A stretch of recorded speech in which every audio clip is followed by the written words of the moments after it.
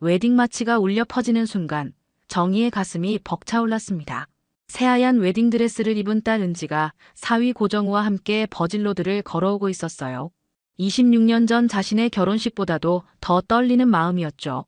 곱게 차려입은 분홍색 한복을 몇 번이고 매만지며 정희는 감격에 겨운 눈물을 참아냈습니다. 하객석에 앉은 남편 세진을 바라봤어요. 그런데 왠지 세진의 안색이 좋지 않아 보였습니다. 평소보다 창백하고 이마에는 식은땀이 맺혀 있었죠. 손수건으로 자꾸만 얼굴을 훔치는 모습이 신경 쓰였어요. 정희가 다가가려던 순간 주례 선생님의 목소리가 식장에 울려 퍼졌습니다. 이제 신랑 신부가 서로에게 반지를 끼워드리겠습니다. 은지와 고정우가 서로를 바라보며 미소 짓는 모습에 정희는 다시 한번 눈시울이 붉어졌어요. 딸이 이렇게 예쁘게 자라서 좋은 사람을 만났다니 이보다 더 행복한 순간이 어디 있겠습니까? 하객들도 모두 흐뭇한 표정으로 신랑 신부를 바라보고 있었습니다. 그때였어요. 쿵. 무거운 소리와 함께 누군가 쓰러지는 소리가 들렸습니다. 정희가 깜짝 놀라 뒤를 돌아보니 남편 세진이 의식을 잃고 바닥에 쓰러져 있었어요. 얼굴은 더욱 창백해졌고 입에서는 거품이 나오고 있었습니다. 여보, 세진아. 정희가 소리치며 달려갔지만 세진은 아무런 반응이 없었어요. 하객들이 웅성거리기 시작했고 누군가 구급차를 불렀습니다. 은지는 웨딩드레스를 끌며 아버지에게 달려왔어요. 그 순간 세진의 머리에서 흘러나온 피가 은지의 새하얀 드레스를 붉게 물들였습니다. 아빠, 아빠. 은지가 울부짖었지만 세진은 꿈쩍도 하지 않았어요. 정희는 남편의 차가워진 손을 꽉 잡고 목청껏 소리쳤습니다. 방금 전까지만 해도 딸의 결혼을 축복하며 행복해하던 남편이었는데 이런 일이 일어날 줄은 꿈에도 몰랐어요. 구급대원들이 도착해 세진을 들것에 옮겼지만 정희의 마음은 이미 불길한 예감으로 가득했습니다. 구급차 사이렌 소리가 아직도 귓가에 맴돌고 있었습니다. 병원 응급실에서 의사는 차가운 목소리로 사망 선고를 내렸어요. 유족분들께 말씀드리기 어렵지만 환자분은 이미 심정지 상태로 오셨고 심폐소생술을 시도했지만 소생시킬 수 없었습니다. 정희의 머릿속이 하얗게 변했어요. 방금 전까지만 해도 딸의 결혼식을 보고 있던 남편이 이렇게 갑자기 세상을 떠날 줄은 꿈에도 몰랐습니다. 은지는 웨딩드레스를 벗고 상복으로 갈아입었어요. 결혼식과 장례식이 동시에 치러지는 기이한 상황이었습니다. 조문객들이 하나둘 찾아와 위로의 말을 건넸지만 정희에게는 아무것도 들리지 않았어요. 고정우도 신랑 예복 대신 검은 양복을 입고 조문객들을 맡고 있었습니다. 며칠 전까지만 해도 결혼 준비로 바빴던 이 모든 상황이 악몽 같았어요. 장례 둘째 날 오후 정희의 휴대폰이 울렸습니다. 낯선 번호였어요. 안녕하세요. 대한생명보험 고객센터입니다. 김세진 고객님 사망 관련해서 연락드렸습니다. 정희는 고개를 갸우뚱했어요. 남편이 보험에 가입했다는 얘기는 들어본 적이 없었거든요. 혹시 잘못 걸리신 거 아닌가요? 저희 남편은 보험 가입 안 했는데요. 아닙니다. 확인해보니 김세진 고객님께서 3년 전에 가입하신 종신보험이 있습니다. 보험금이 상당한 금액이라서 수익자 지정자에게 안내드릴 부분이 있어서 연락드렸습니다. 보험사 직원의 말에 정희는 더욱 당황했어요. 3년 동안 남편이 보험료를 내고 있었다는 말인가요? 그런데 수익자가 누구라고 하셨나요? 네, 딸분이신 김은지 씨와 사위분이신 고정우 씨로 등록되어 있습니다. 각각 50%씩 지정되어 있어요. 정희는 휴대폰을 떨어뜨릴 뻔했습니다. 남편이 보험에 가입한 것도 몰랐는데 수익자가 자신이 아니라 딸과 사위라니요. 잠깐만요. 그게 무슨 말씀이세요? 저는 아내인데 왜 제가 수익자가 아니죠? 보험사 직원은 잠시 침묵하더니 조심스럽게 말했습니다. 고객님께서 직접 신청서에 서명하시고 수익자를 지정하신 내용이라서요. 혹시 모르셨나요? 정희는 머리가 띵했어요. 보험금이 얼마나 되는데요? 총 2억 원입니다. 자세한 사항은 서류를 지참하시고 직접 방문하셔서 확인하시는 게 좋겠습니다. 전화를 끊고 나서 정희는 멍하니 서 있었어요. 2억 원이라는 거액의 보험금이 자신이 아닌 딸과 사위에게 지급된다고요? 왜 남편이 자신 몰래 이런 중요한 일을 했을까요? 더 이상한 건 수익자를 딸과 사위로 지정한 이유였습니다. 보통은 배우자를 수익자로 하는 게 당연한 건데 말이에요. 정희는 고개를 저었어요. 뭔가 석연치 않은 기분이 들었습니다. 26년 동안 함께 살면서 남편이 이런 중요한 일을 숨겼다는 게 믿어지지 않았어요. 혹시 세진에게 무슨 일이 있었던 걸까요? 아니면 누군가 세진을 조종한 건 아닐까요? 불안한 마음이 점점 커져갔습니다. 정희는 집으로 돌아와 남편의 물건들을 정리하기 시작했습니다. 서재 책상 서랍부터 시작해서 옷장, 화장대까지 하나하나 뒤져봤어요. 그런데 이상한 점을 발견했습니다. 평소 세진이 늘 사용하던 통장들이 모두 비어 있었어요.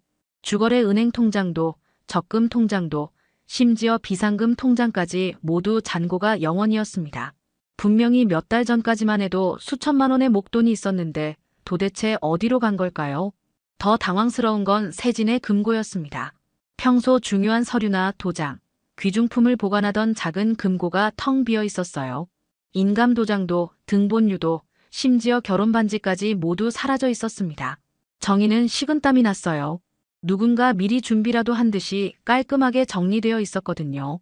세진의 노트북을 켜보려 했지만 비밀번호가 바뀌어 있어서 들어갈 수 없었습니다. 평소 세진은 정희의 생일을 비밀번호로 사용했는데 이제는 전혀 다른 번호로 바뀌어 있었어요. 휴대폰도 마찬가지였습니다. 정희는 점점 의심이 커져갔어요. 남편이 혼자서 이런 일들을 할 리가 없다는 생각이 들었거든요. 다음 날 오후 정희는 은지와 고정우를 집으로 불러 직접 물어보기로 했습니다. 은지야, 아빠 통장들이 모두 비어 있던데 혹시 아는 거 있니? 은지는 잠시 고정우와 눈빛을 주고받더니 머뭇거리며 대답했어요. 아빠가 투자 실패로 돈을 많이 잃으셨대요. 그래서 우울증도 생기신 것 같아요. 하지만 정희가 아는 세진은 투자 같은 건 절대 하지 않는 신중한 성격이었어요. 주식이나 부동산 투자를 권해도 항상 그런 위험한 건 하지 말자고 말하던 사람이었거든요. 아빠가 무슨 투자를 했다는 거니? 구체적으로 뭘 했는지 알고 있어? 은지는 더욱 머뭇거리며 대답했습니다. 잘 모르겠어요. 아빠가 자세히 말씀 안 하셔서요. 고정우가 끼어들었어요. 장모님, 아버님이 정말 많이 힘들어하셨어요. 저희도 도와드리려고 했는데 거절하시더라고요. 혼자서 모든 걸 해결하려고 하셨죠. 고정우의 말투에는 어딘가 어색함이 있었습니다. 너무 준비된 답변 같았어요. 정희는 뭔가 이상함을 느꼈습니다. 세진이 정말 우울증을 앓고 있었다면 왜 자신에게는 말하지 않았을까요? 26년 동안 부부로 살면서 그런 중요한 얘기를 숨길 이유가 있을까요? 은지야, 아빠가 우울증 약 먹는다고 했는데 어느 병원에서 처방받으셨는지 아니? 은지는 또다시 머뭇거렸어요. 마음 편한 의원인가요? 정확히는 모르겠어요. 정희가 그 병원에 전화해봤지만 김세진이라는 환자는 등록되어 있지 않다고 했어요. 다른 정신과 병원들도 몇 군데 더 전화해봤지만 결과는 마찬가지였습니다. 은지의 말이 거짓이라는 뜻일까요? 정희는 점점 딸과 사위를 의심하게 되었어요. 정우야, 아빠가 보험 가입할 때 너도 알고 있었니? 정희가 직접 물어봤습니다. 고정우는 잠시 생각하더니 너무 자연스럽게 고개를 끄덕였어요. 네, 아버님이 상의하셨어요. 만약의 경우를 대비해서 가족들을 위해 가입하신다고 하시더라고요. 하지만 정희는 이상했어요. 세진이 그런 중요한 일을 사위와는 상의하고 아내인 자신과는 상의하지 않았다는 게 말이 안 됐거든요. 정희는 잠을 이룰 수 없었습니다. 은지와 고정우의 말들이 계속 머릿속을 맴돌았어요. 뭔가 앞뒤가 맞지 않는 이야기들이 너무 많았습니다. 새벽 3시가 넘어서야 정희는 다시 남편의 서재로 향했어요. 혹시 놓친 것이 있을지도 모른다는 생각이 들었거든요. 서재 책상을 다시 한번 꼼꼼히 뒤져봤습니다. 이미 한번 정리했던 곳이지만 이번에는 더 세심하게 살펴봤어요. 책상 서랍장의 맨 아래 칸을 열어보니 작은 틈새가 있었습니다. 손가락을 넣어보니 얇은 종이 한 장이 만져졌어요. 조심스럽게 꺼내보니 세진의 손글씨로 된 메모였습니다. 은지와 정우를 조심하라. 보험 서류는 서랍 안파일 속에 숨겨두었다. 정희의 손이 떨렸어요. 남편이 딸과 사위를 조심하라고 썼다니요. 도대체 무슨 일이 있었던 걸까요? 정희는 급히 메모에 적힌 대로 서랍 안 파일들을 뒤져봤습니다. 가장 두꺼운 파일 사이에 보험 관련 서류들이 숨겨져 있었어요. 서류들을 펼쳐보니 정희가 전혀 모르는 내용들이 가득했습니다. 보험 가입 신청서에는 분명히 세진의 서명이 있었지만 수익자 변경 신청서도 따로 있었어요. 원래는 정희가 수익자였는데 나중에 은지와 고정으로 변경된 것이었습니다. 변경 날짜를 보니 불과 석 달 전이었어요. 하지만 세진의 서명 필체가 평소와 달라 보였어요. 더 충격적인 건 보험 가입 과정에서 제출된 서류들이었습니다. 고정우가 세진의 양아들로 입양되었다는 가짜 입양 신고서가 있었어요. 물론 실제로는 입양된 적이 없는데 보험사에 제출할 목적으로 위조된 서류였습니다. 그래서 고정우도 가족으로 인정받아 수익자가 될 수 있었던 거였어요. 정희는 더 자세히 서류들을 살펴봤습니다. 의료진단서도 있었는데 세진이 심장병과 우울증을 앓고 있다고 되어 있었어요. 하지만 세진은 평생 심장에 문제가 없었던 사람입니다. 건강검진을 받을 때마다 심장이 튼튼하다고 의사가 말했었거든요. 우울증 진단서의 의사 이름을 보니 고정우의 대학 동기였어요. 가장 놀라운 건 보험금 청구를 위한 사전 준비 서류들이었습니다. 세진이 사망하기 일주일 전에 미리 작성되어 있었어요. 사망진단서 양식까지 준비되어 있었습니다.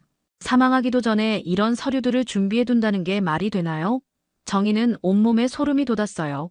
서류 맨 아래에는 또 다른 메모가 있었어요. 정희야, 만약 내게 무슨 일이 생기면 이 서류들을 경찰에 가져가라. 나는 절대 자살하지 않는다. 정우가 계속 이상한 약을 주려고 한다. 은지도 변했다. 정희는 눈물이 쏟아졌습니다. 남편이 자신의 죽음을 예감하고 있었다니요. 정희는 모든 서류들을 다시 정리했어요. 이제 확신했습니다. 세진의 죽음은 단순한 자연사가 아니었어요. 고정우가 계획적으로 세진을 죽이고 보험금을 타내려 했고 은지도 그 계획에 가담했던 것입니다. 정희의 마음은 분노와 배신감으로 가득 찼어요. 정희는 남편이 남긴 서류들을 가지고 옛 직장 동료 김미영에게 연락했습니다. 미영은 보험사에서 20년 넘게 일한 베테랑이었어요. 미영아, 나 좀 도와줄 수 있니? 우리 남편 보험건인데 뭔가 이상해. 미영은 정희의 상황을 듣고 바로 만나자고 했습니다. 카페에서 만난 미영은 정희가 가져온 서류들을 자세히 살펴봤어요. 정희야, 이거 정말 이상하다. 보험 가입할 때 이런 식으로 서류를 조작하는 경우는 거의 사기야. 미영이 고정우 이름으로 검색해보니 놀라운 사실이 드러났습니다. 고정우는 지난 3년 동안 무려 15건의 보험에 가입했었어요. 이 사람 완전 프로네. 보험 사기꾼들이 쓰는 수법이야. 미영이 화면을 보여주며 설명했습니다. 보통 사람은 생명보험 한두 개 정도 가입하는데 이 사람은 여러 보험사에 비슷한 상품을 중복 가입했어.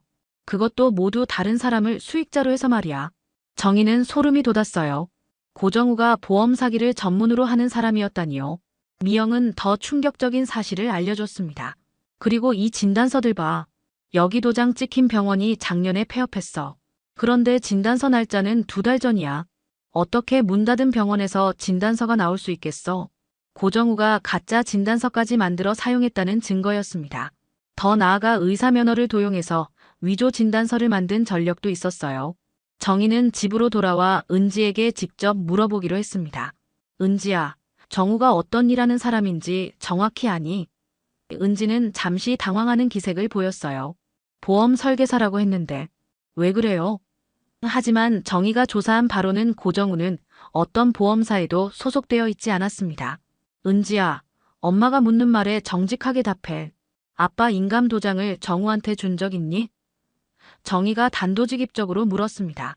은지의 얼굴이 하얗게 변했어요. 그건. 은지가 말을 더듬자 정희는 확신했습니다. 딸이 아버지의 인감 도장을 사위에게 넘겨준 것이었어요. 언제부터 정우랑 이런 일을 계획했니? 정희의 목소리가 떨렸습니다.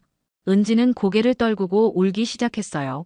엄마, 처음엔 그냥 돈 좀 빌리려고 했어요. 정우 오빠가 사업 자금이 필요하다고 해서. 아빠 도장만 잠깐 빌려달라고 했는데.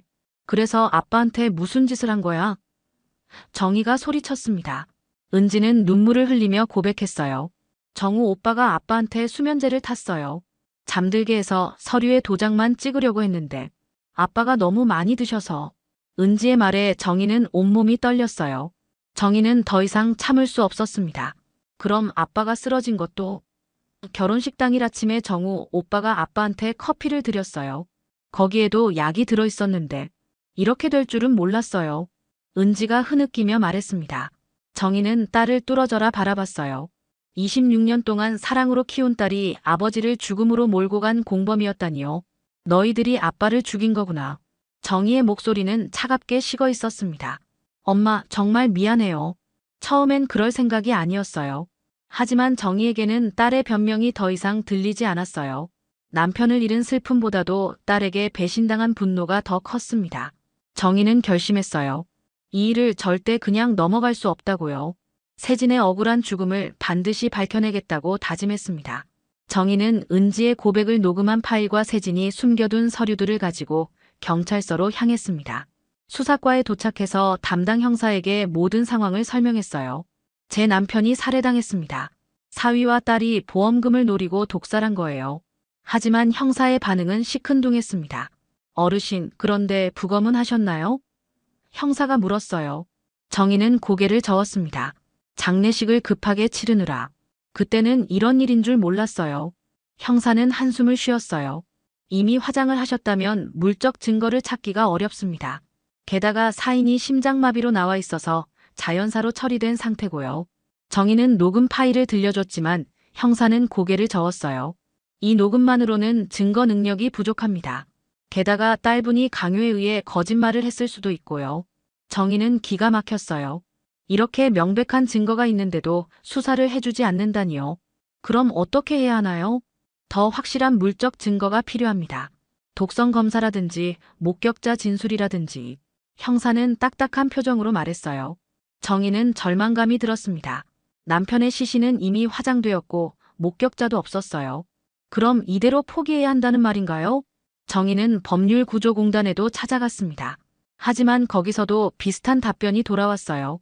민사상으로는 보험금 지급 정지 신청을 할 수 있지만 형사처벌은 어려울 것 같습니다.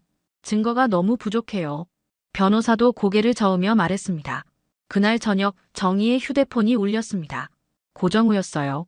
장모님, 오늘 경찰서에 다녀오셨다면서요? 고정우의 목소리에는 여유가 묻어 있었습니다. 누가 그랬냐? 아, 은지가 말하더라고요.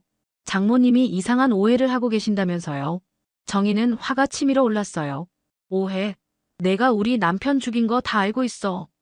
고정우는 웃으며 대답했습니다. 장모님, 그런 말씀 함부로 하시면 안 되죠. 아버님은 심장마비로 돌아가신 거예요. 의사도 그렇게 진단했고요. 넌 정말 파렴치한 놈이구나. 어떻게 장인어른을. 정희가 말하려 할 때 고정우가 끼어들었어요. 장모님, 이 일 계속 파시면 피곤해지실 텐데요. 경찰도 별로 관심 없어 보이던데 말이에요. 고정우의 말투에는 조롱이 섞여 있었습니다. 정희는 분노로 목소리가 떨렸어요. 내가 널 사람이라고 생각해서 참은 줄 알아. 내가 내 남편을 죽였지. 고정우는 짧게 웃었습니다. 증거 있으세요? 그 한마디에 정희는 말문이 막혔어요. 정말로 법적으로 인정될 만한 증거가 없었거든요. 장모님, 현실을 받아들이세요. 아버님은 돌아가셨고 저희는 합법적으로 보험금을 받을 거예요. 더 이상 쓸데없는 일로 스트레스 받지 마시고 편히 지내세요. 고정우의 말에는 승리감이 묻어 있었어요. 전화를 끊고 나서 정희는 주저앉았습니다. 법도 경찰도 그 누구도 도와주지 않는 상황이었어요. 고정우는 이미 모든 것을 계산하고 있었던 것 같았습니다. 증거를 남기지 않는 완전 범죄를 저지른 거였어요. 하지만 정희는 포기할 수 없었습니다. 남편의 억울한 죽음을 그냥 넘어갈 수는 없었어요. 정희는 다짐했습니다. 법이 해주지 않는다면 자신이 직접 진실을 밝혀내겠다고요. 고정우가 완전 범죄라고 생각하겠지만 반드시 빈틈을 찾아내서 정의를 실현하겠다고 결심했어요. 정희는 혼자서라도 진실을 밝혀내기로 결심했습니다. 먼저 세진의 마지막 행적을 추적하기 시작했어요. 결혼식 당일 아침부터 거슬러 올라가며 하나하나 확인해 봤습니다. 세진의 휴대폰 통화 기록을 뽑아보니 고정우와 여러 차례 통화한 기록이 있었어요. 특히 사망 전날 밤 11시에 15분간 통화한 게 마지막이었습니다. 카드 사용 내역도 자세히 살펴봤어요. 사망 당일 아침 6시에 집 근처 편의점에서 커피를 구입한 기록이 있었습니다.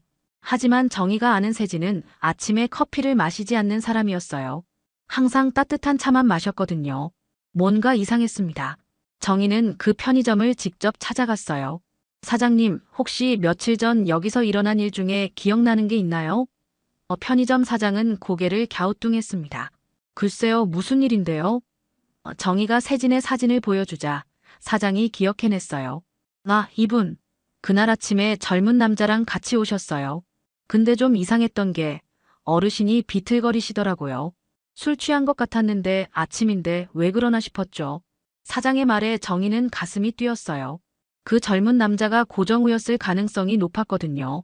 혹시 CCTV가 있나요? 정희가 물었습니다. 다행히 편의점에는 방범 카메라가 있었어요. 사장이 확인해 보니 그날 영상이 남아 있었습니다. 화면 속에는 세진이 고정우에게 부축받으며 들어오는 모습이 찍혀 있었어요. 세진의 걸음걸이가 평소와 달리 휘청거리고 있었습니다. 정희는 이 영상을 복사해달라고 부탁했어요. 중요한 증거가 될 수 있을 것 같았거든요.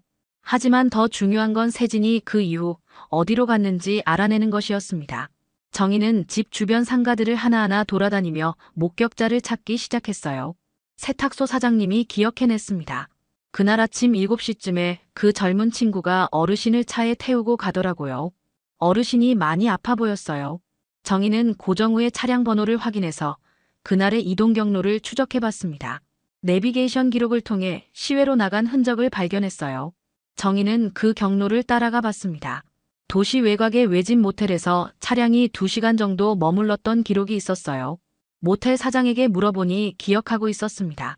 중년 남자 한 분이 많이 아파 보였어요. 젊은 분이 모시고 와서 방에서 쉬게 하더라고요. 그 방 확인해 볼 수 있을까요? 정희가 간청했습니다. 모텔 사장은 처음엔 거절했지만 정희가 사정을 설명하자 마음을 바꿔 방을 보여줬어요. 방 안에서 정희는 작은 유리컵을 발견했습니다. 바닥에 하얀 가루가 조금 남아 있었어요. 정희는 그 컵을 조심스럽게 수거했습니다. 혹시 독성 검사를 해볼 수 있을 것 같았거든요. 모텔 사장도 그날 이후 그 방에는 아무도 들어가지 않았다고 증언해줬어요. 중요한 물적 증거를 확보한 셈이었습니다. 정희는 개인 연구소를 찾아가 컵에 남은 잔여물 분석을 의뢰했어요. 일주일 후 결과가 나왔습니다. 수면제 성분이 일반적인 복용량보다 훨씬 많이 검출되었어요. 치사량에 가까운 수준이었습니다. 드디어 결정적인 증거를 찾아낸 것이었어요. 정희는 이 모든 증거들을 정리해서 다시 경찰서로 향했습니다. 이번에는 CCTV 영상 목격자 진술, 독성 검사 결과까지 모든 걸 가지고 갔어요. 더 이상 경찰도 무시할 수 없는 증거들이었습니다. 정희는 확신했어요. 이제 고정우를 법의 심판대에 세울 수 있을 거라고요. 정희가 새로운 증거들을 가지고 경찰서에 다시 찾아가자 이번에는 수사가 본격적으로 시작되었습니다. CCTV 영상과 독성 검사 결과, 목격자 진술들이 모두 일치하면서 고정우의 범행이 명확해졌어요. 경찰은 즉시 고정우와 은지에 대한 수사에 착수했습니다. 고정우는 처음에는 시치미를 뗐어요. 장인어른을 모텔에 데려간 건 맞지만 몸이 안 좋으셔서 쉬게 해드린 것뿐입니다.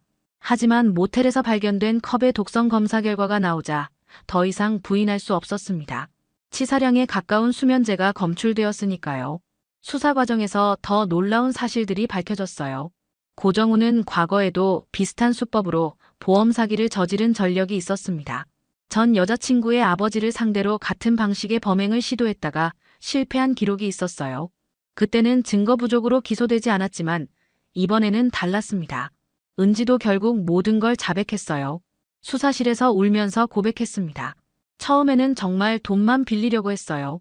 정우 오빠가 사업 자금이 필요하다고 해서 아빠 도장만 잠깐 빌려달라고 했는데 점점 일이 커졌어요. 은지는 아버지의 인감 도장을 고정우에게 넘겨주고 가짜 서류 작성에도 동참했다고 시인했습니다. 정희는 수사 과정을 지켜보며 복잡한 심정이었어요. 남편을 죽인 범인이 잡히는 건 다행이었지만 그 범인 중 한 명이 자신이 낳고 기른 딸이라는 사실이 가슴을 아프게 했습니다. 26년 동안 사랑으로 키운 딸이 아버지를 배신했다니 세상에 이런 일이 있을 수 있을까요? 재판이 시작되었습니다. 검사는 고정우에게 살인 및 보험 사기 혐의로 징역 20년을 구형했어요. 은지에게는 살인 방조 및 사기 공모 혐의로 징역 5년을 구형했습니다. 법정에서 고정우는 끝까지 계획적인 살인이 아니었다고 주장했지만 증거들이 모두 계획적 범행임을 보여주고 있었어요. 판결이 내려졌습니다. 고정우는 살인 및 보험 사기 혐의로 징역 20년을 선고받았어요. 은지는 공범으로 징역 3년에 집행유예 5년을 받았습니다. 정희는 법정에서 마지막으로 딸과 마주쳤어요. 은지가 엄마 정말 미안해요라고 말했지만 정희는 고개를 돌렸습니다. 넌 이제 내 딸이 아니야. 정희의 목소리는 차갑게 식어 있었어요. 하지만 세상 사람들은 내가 한 짓을 다 알게 될 거다. 아버지를 배신한 딸로 평생 살아가라. 은지는 울면서 정희에게 매달렸지만 정희는 뒤돌아보지 않고 법정을 나왔습니다. 판결 후 정희는 가족 내 보험 범죄 피해자 모임을 설립했어요. 자신과 같은 피해를 당한 가족들을 돕고 보험 사기 예방을 위한 활동을 시작했습니다. 언론에서도 정희의 이야기에 관심을 보였고 보험 사기 방지를 위한 제도 개선 논의가 활발해졌어요. 몇 달 후 정희는 세진의 묘소를 찾았습니다. 무덤 앞에 앉아 조용히 말했어요. 여보, 드디어 끝났어요. 당신을 죽인 놈들이 모두 벌을 받았어요. 바람에 나뭇잎이 살랑거렸습니다. 당신은 죽었지만 그 죽음이 세상을 바꿨어요. 이제 다른 가족들은 우리 같은 일을 당하지 않을 거예요. 정희는 눈물을 훔치며 일어섰어요. 이젠 편히 쉬세요, 여보. 당신의 억울함이 세상에 알려졌고 정의가 실현되었어요. 석양이 지면서 묘지가 고요해졌습니다. 정희는 뒤돌아보지 않고 집으로 향했어요. 이제 새로운 삶을 시작할 때였습니다. 미국 동부의 한명문 예술고등학교. 가을 단풍이 교정을 물들이는 10월의 어느 오후, 박민서는 새로 배정받은 사물함 앞에서 한참을 서 있었습니다. 17살의 그 소녀는 한국에서 온 지 겨우 2달밖에 되지 않았는데 아직도 이곳의 모든 것이 낯설기만 했어요. 복도를 지나가는 학생들의 시선이 따가웠습니다. 그들은 민서를 보며 수군거렸고 때로는 대놓고 웃기도 했죠. 저기 또 새로운 애 있어. 아시아에. 한국에서 왔다던데. K-팝 좋아하나? 방탄소년단. 백인 학생들이 민서 앞에서 과장된 몸짓으로 춤을 추며 웃어댔어요. 민서는 영어가 서툴렀기 때문에 대답하고 싶어도 적절한 단어가 떠오르지 않았습니다. 그저 고개를 숙이고 교실로 향할 뿐이었죠. 수업 시간에도 마찬가지였습니다. 선생님이 질문을 던져도 민서는 손을 들지 않았고 조별 활동에서도 구석진 자리에서 조용히 있기만 했어요. 민서, 너는 왜 항상 조용하니? 의견이 없어. 담임 선생님 미스터 존슨이 물었지만 민서는 그저 어색하게 미소만 지었습니다. 그날 오후 체육 시간, 팀을 나누는데 민서는 가장 마지막에 선택되었어요. 아무도 민서와 한 팀이 되고 싶어 하지 않았거든요. 쟤랑 같은 팀 하기 싫어. 의사소통이 안 돼. 결국 민서는 교사가 억지로 배정한 팀에 들어갔지만 경기 내내 공을 패스받지 못했습니다. 마치 투명인간처럼 취급받았죠. 그날 저녁 기숙사방에서 민서는 서랍 깊숙한 곳에서 낡은 상자를 꺼냈어요. 그 안에는 오래된 사진 한 장이 소중히 보관되어 있었습니다. 하얀 장삼을 입고 고가를 쓴 여인이 우아하게 춤을 추는 모습이었죠. 그것은 민서의 엄마가 젊은 시절 승무를 추던 모습이었습니다. 사진 뒷면에는 엄마의 친필로 민서야, 힘들 때마다 이것을 봐. 우리의 정신은 어디서든 빛날 수 있단다라고 쓰여 있었어요. 민서는 사진을 가슴에 꼭 안으며 눈물을 참았습니다. 엄마가 돌아가신 지 벌써 1년이 지났지만 여전히 그리움은 가슴 깊은 곳에서 아려왔어요. 다음 주 월요일 학교 전체가 들썩였습니다. 복도 곳곳에 화려한 포스터들이 붙어 있었고 학생들은 흥미진진한 표정으로 그것들을 바라보고 있었어요. 다문화 퍼포먼스 데이라는 제목이 큰 글씨로 적혀 있었습니다. 매년 가을에 열리는 이 행사는 각 나라 출신 학생들이 자신의 문화를 소개하는 무대였죠. 이번엔 뭘 할까? 작년에 이탈리아 애들이 한 오페라 정말 멋있었는데 프랑스 애들은 발레 한다던데 우아할 것 같아. 민서는 포스터 앞에서 한참을 서 있었어요. 다른 학생들은 벌써 준비에 한창이었습니다. 독일 출신 학생들은 전통 민요를 연습하고 있었고 멕시코계 학생들은 화려한 의상을 준비하고 있었죠. 아프리카 출신 학생은 드럼을 가져와 리듬을 연습하고 있었습니다. 점심시간 식당에서 학생들의 대화가 민서의 귀에 들려왔어요. 민서는 뭘 할까?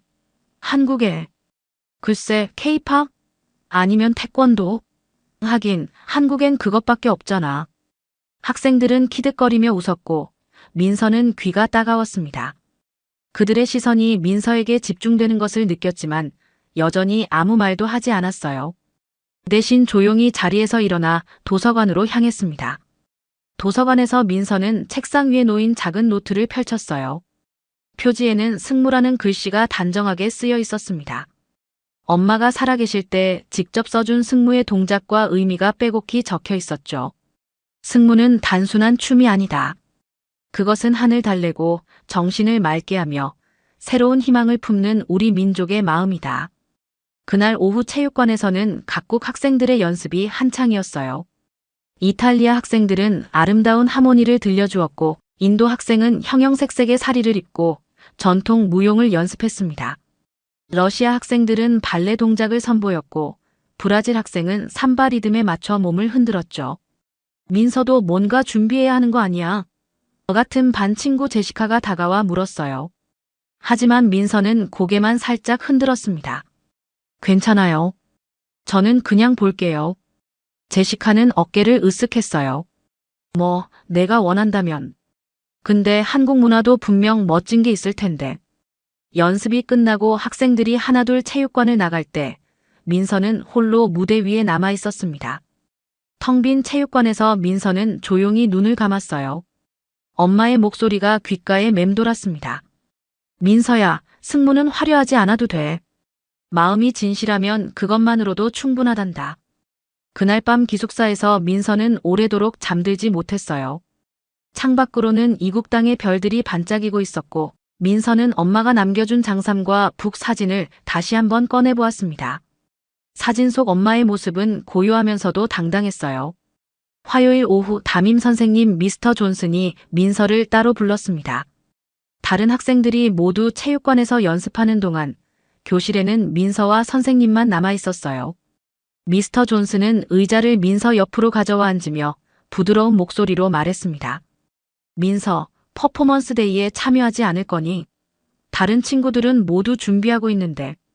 민서는 한참 동안 말없이 창밖을 바라보았어요. 교정에는 가을 낙엽들이 바람에 흩날리고 있었습니다. 그 모습이 마치 춤을 추는 것 같았죠. 민서는 천천히 고개를 돌려 선생님을 바라보았습니다. 선생님. 민서의 목소리는 작고 떨렸어요. 평소보다 더 조심스러웠습니다. 그냥 하나. 보여드리고 싶은 춤이 있어요. 미스터 존슨의 눈이 반짝였습니다. 정말? 어떤 춤인데? 한국이. 전통 춤이에요. 하지만 화려하지는 않아요. 민서는 손을 꼭 쥐며 말했습니다. 아마 다른 친구들처럼 멋있지 않을 거예요. 민서, 문화에 멋있고 못한 것은 없단다. 중요한 건 진정성이야. 미스터 존슨이 격려했어요. 내가 하고 싶다면 언제든 무대에 설 수 있어. 그날 밤 민서는 방 안에서 낡은 트렁크를 열었습니다. 그 안에는 엄마의 유품들이 정성스럽게 보관되어 있었어요. 하얀 장삼과 검은 고깔, 그리고 작은 북이 들어 있었습니다. 민서는 장삼을 꺼내 품에 안았어요. 엄마의 체온이 아직도 남아있는 것만 같았습니다. 민서는 장삼의 먼지를 털어내고 주름을 펴며 정성스럽게 손질했어요. 바느질이 필요한 부분은 하나하나 바늘로 꿰매었습니다. 그러면서 엄마와의 추억이 하나씩 떠올랐죠. 민서야, 이건 단순한 춤이 아니란다. 병상에 누워있던 엄마가 말했던 기억이 생생했어요. 승무는 우리 마음을 비우고 다시 일어나는 정신이야. 힘들 때일수록. 이 춤을 기억해. 엄마는 약해진 손으로 민서의 손을 잡으며 계속 말했었습니다. 화려한 의상이나 현란한 동작이 중요한 게 아니야. 마음이 진실하면 그 마음이 사람들에게 전해질 거란다. 민서는 눈물을 훔치며 장삼을 다시 접었어요. 그리고 작은 거울 앞에 서서 고깔을 써보았습니다. 거울 속의 자신이 낯설면서도 친숙했죠. 마치 엄마의 모습을 보는 것 같았어요. 다음 날 아침, 민서는 담임 선생님을 찾아갔습니다. 선생님, 저 정말로 해볼게요. 승무라는 춤을요. 승무? 아름다운 이름이네. 어떤 의미니? 스님의 춤이라는 뜻이에요. 하지만 종교적인 건 아니고 마음을 정화하는 춤이에요.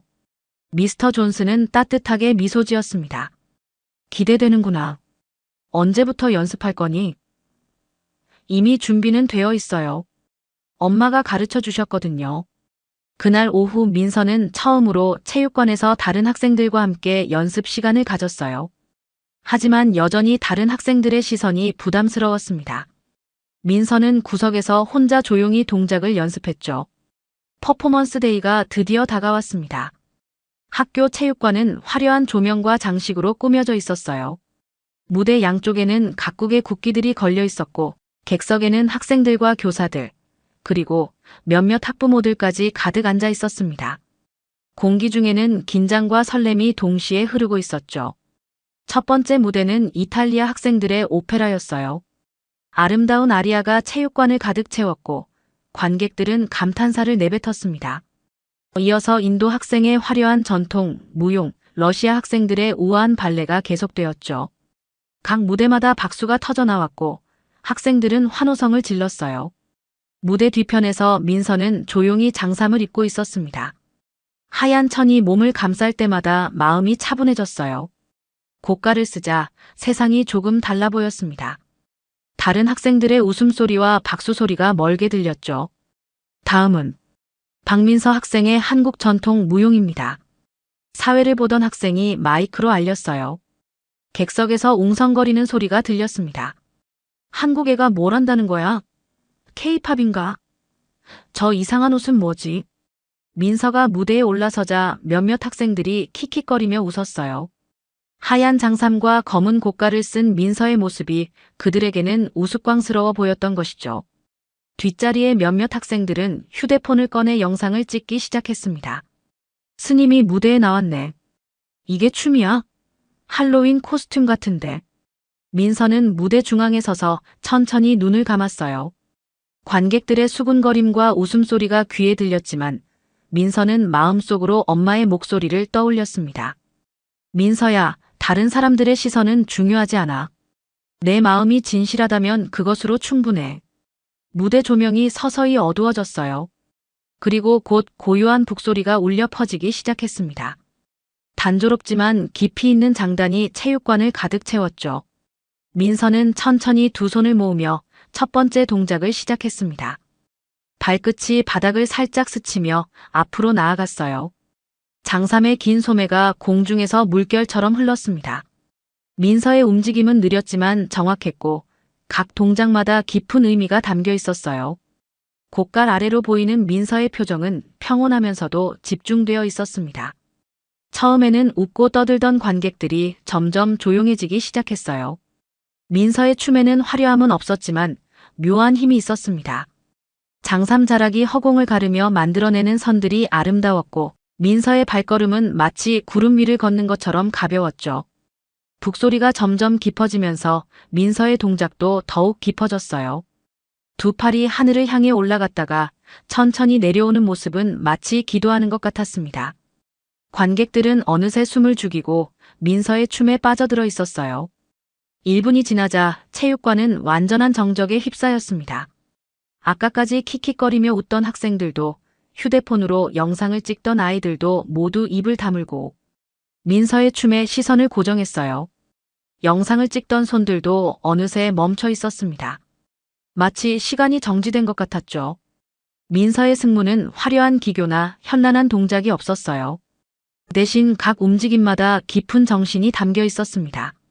장삼의 긴 소매가 붓처럼 허공에 선을 그어나갔고 그 선들은 보는 이들의 마음에 고요한 파장을 일으켰어요. 민서의 발걸음은 땅을 디디는 것이 아니라 마치 구름 위를 떠다니는 것 같았습니다. 곡갑 아래로 보이는 민서의 표정은 더욱 평온해졌어요. 눈을 지그시 감은 채 내면의 깊은 곳에서 우러나오는 춤을 추고 있었습니다. 북소리와 함께 몸이 좌우로 천천히 흔들리는 모습은 바람에 흔들리는 버들가지 같았죠. 관객들은 자신도 모르게 그 리듬에 맞춰 숨을 쉬고 있었어요. 뒷자리에 앉아있던 교장 선생님 닥터워드는 안경을 벗고 눈을 비비며 다시 무대를 바라보았습니다. 30년간 교육계에 몸담아온 그였지만 이런 춤은 처음 보는 것이었어요. 화려함이나 기교로 사람을 압도하는 것이 아니라 고요함과 진정성으로 마음을 움직이는 춤이었습니다. 저건 춤이 아니야. 앞자리에 앉은 한 학생이 작은 목소리로 중얼거렸어요. 저건 뭔가 다른 거야. 민서의 두 팔이 하늘을 향해 천천히 올라갔습니다. 장삼 자락이 바람 없는 실내에서도 마치 바람에 날리는 것처럼 흩날렸어요. 그 순간 관객들은 자신들이 한국의 고즈넉한 절간에서 천년된 춤을 보고 있는 것 같은 착각에 빠졌습니다. 시공간을 초월한 정신적 경험이었죠. 무대 조명이 민서만을 비추고 있었지만 그 빛은 결코 화려하지 않았어요. 오히려 은은하고 차분했습니다. 민서의 움직임 하나하나가 빛과 어우러져 마치 한 폭의 동양화 같은 아름다움을 연출했어요. 장삼의 하얀 색깔이 조명과 만나 신비로운 분위기를 자아냈습니다. 객석에 앉아있던 미술교사 미스 앤더슨은 가슴에 손을 얹고 깊이 숨을 들이마셨어요.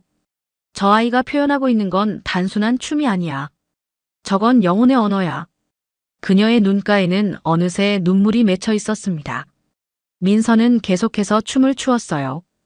발끝으로 바닥을 살짝 스치며 원을 그리는 동작, 두 팔을 가슴에 모았다가 천천히 펼치는 동작, 고개를 좌우로 천천히 돌리는 동작까지 모든 것이 깊은 의미를 담고 있었습니다.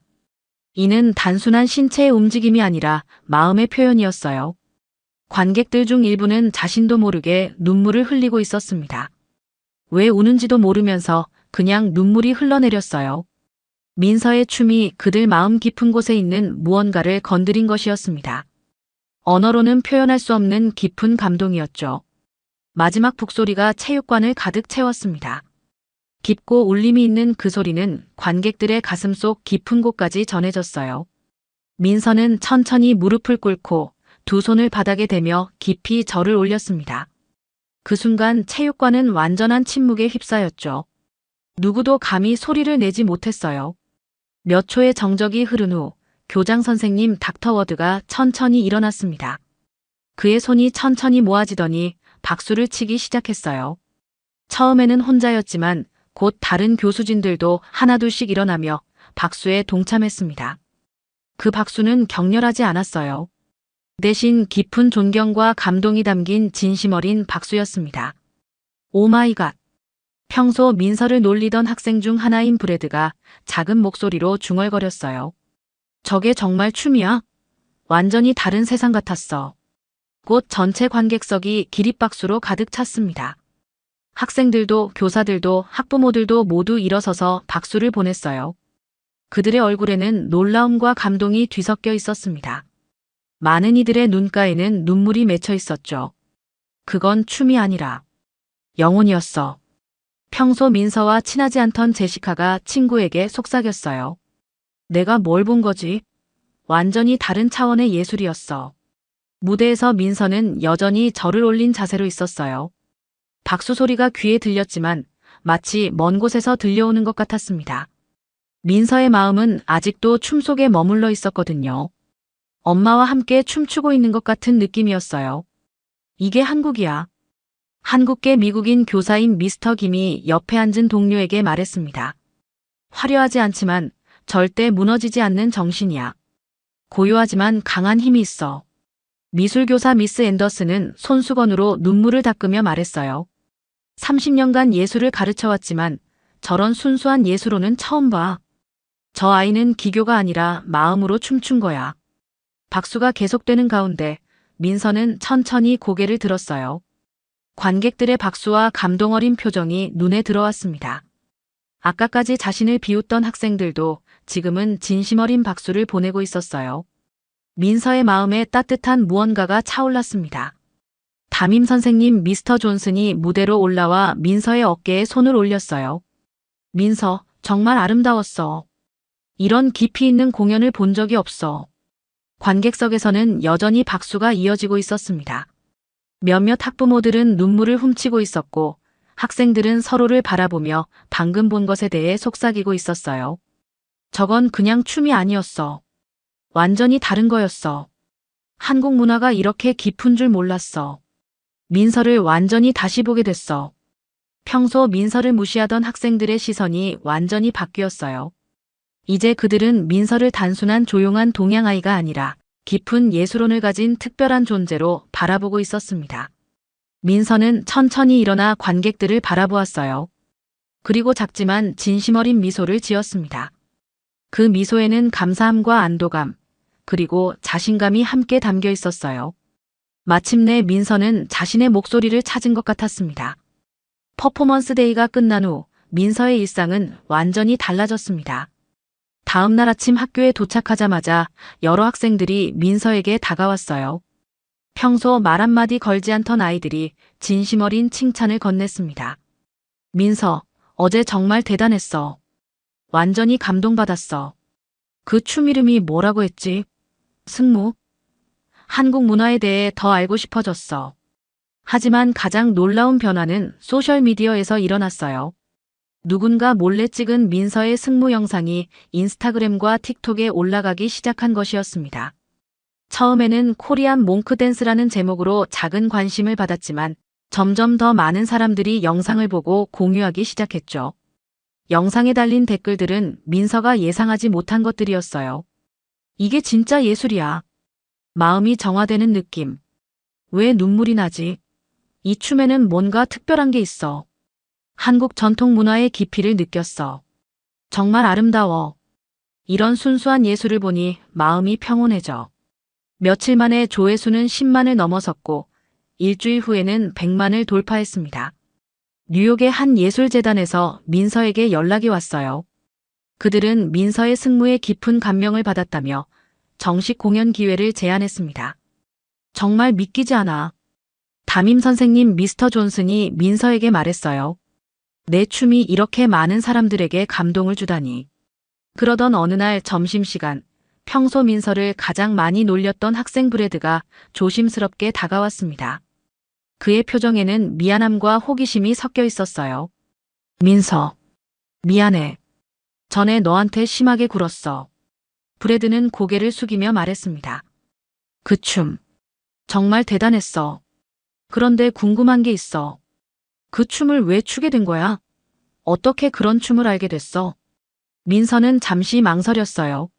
하지만 이제는 자신의 이야기를 나눌 준비가 되어 있었습니다. 그건 한국의 정신이에요. 민서의 목소리는 차분하면서도 확신에 차 있었어요.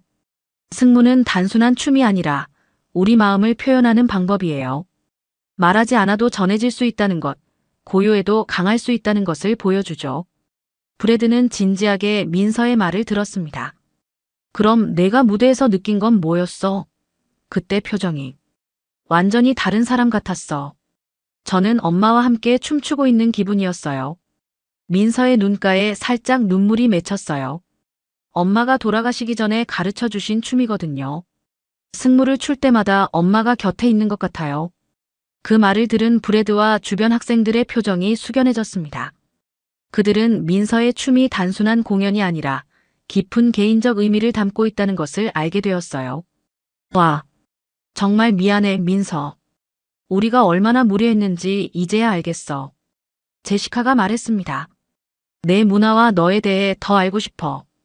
그날부터 민서 주변에는 진정한 친구들이 생기기 시작했어요. 그들은 민서의 조용함을 이상하게 여기지 않았고 오히려 그 고요함 속에 담긴 깊이를 존중했습니다. 민서 역시 점점 마음을 열고 자신의 이야기를 나누기 시작했어요. 퍼포먼스 데이로부터 한 달이 지난 어느 저녁 민서는 기숙사방에서 혼자 조용한 시간을 보내고 있었습니다. 책상 위에는 뉴욕 예술재단에서 온 공식 초청장과 여러 언론사의 인터뷰 요청서들이 놓여 있었어요. 하지만 민서의 시선은 그것들이 아닌 엄마의 장삼을 향해 있었습니다. 민서는 천천히 장삼을 들어 올려 가슴에 안았어요. 그리고 창가로 가서 밖을 바라보았습니다. 가을이 깊어져 나뭇잎들이 하나둘 떨어지고 있었죠. 그 모습이 마치 춤을 추는 것 같았어요. 민서는 작은 미소를 지으며 마음속으로 엄마에게 말을 걸었습니다. 엄마, 약속 지켰어요. 민서의 목소리는 조용했지만 확신에 차 있었어요. 승무는 정말 단순한 춤이 아니었어요. 한국을 말하는 방법이었고 우리의 마음을 전하는 언어였어요. 지난 한 달을 돌아보니 정말 많은 일들이 있었어요. 영상이 바이럴되면서 전 세계 사람들이 한국의 승무에 관심을 갖기 시작했습니다. 한국문화원에서도 연락이 왔고 여러 대학에서 강연 요청이 들어왔어요. 하지만 무엇보다 의미 있는 것은 주변 사람들의 변화였습니다. 브래드를 비롯한 학급 친구들은 이제 민서를 진정한 친구로 받아들였어요. 그들은 민서의 조용함을 이해했고 때로는 그 고요함을 함께 나누기도 했습니다. 제시카는 한국 문화에 대해 궁금한 것들을 자주 물어봤고 민서도 기꺼이 대답해 주었어요. 민서, 내가 가르쳐준 덕분에 명상의 의미를 알게 됐어. 제시카가 며칠 전에 말했었어요. 고요함이 약함이 아니라 강함일 수 있다는 것도. 담임 선생님 미스터 존스는 민서의 변화에 대해 자주 이야기했습니다. 내가 자신의 목소리를 찾았구나, 민서. 그것도 말이 아닌 춤으로. 민서는 장삼을 정성스럽게 접어 상자에 넣었어요. 하지만 이번에는 작별의 의미가 아니었습니다. 다음 무대를 위한 준비였죠. 뉴욕 예술재단에서의 공연을 위해 더 열심히 연습해야 했거든요. 그날 밤 민서는 오랜만에 할머니께 국제전화를 걸었습니다. 할머니, 저예요. 민서. 아이고, 우리 민서. 할머니가 영상 봤다.